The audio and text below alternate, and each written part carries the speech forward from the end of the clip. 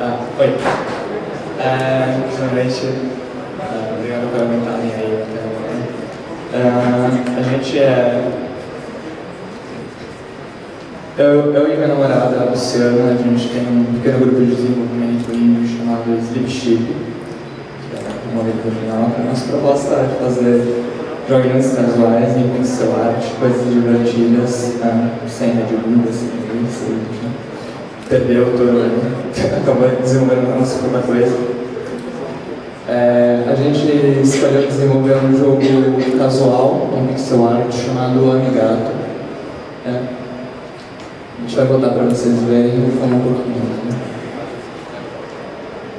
O Amigato é esse gato gordo voador aqui.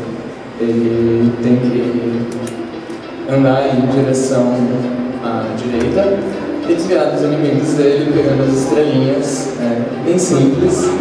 À medida que ele vai passando, conseguindo uma pontuação maior, ele vai passando de fase, e as fases são meio que criadas randomicamente.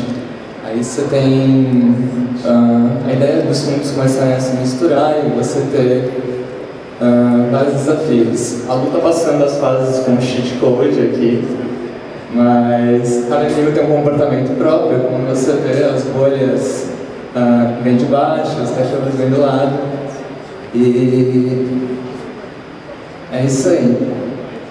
Morreu. Desculpa, eu tô um pouquinho nervoso.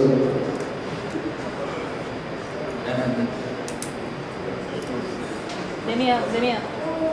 O plano de negócio seria por propaganda mesmo. O aplicativo tem integração com o Facebook, então você faria um score, comendo as estrelinhas, e com esse score você divide com seus amigos no Facebook, compartilhando, e acaba fazendo uma propaganda do aplicativo, e na tela de Game Over teria uma propaganda de outros aplicativos para arrecadar o dinheiro.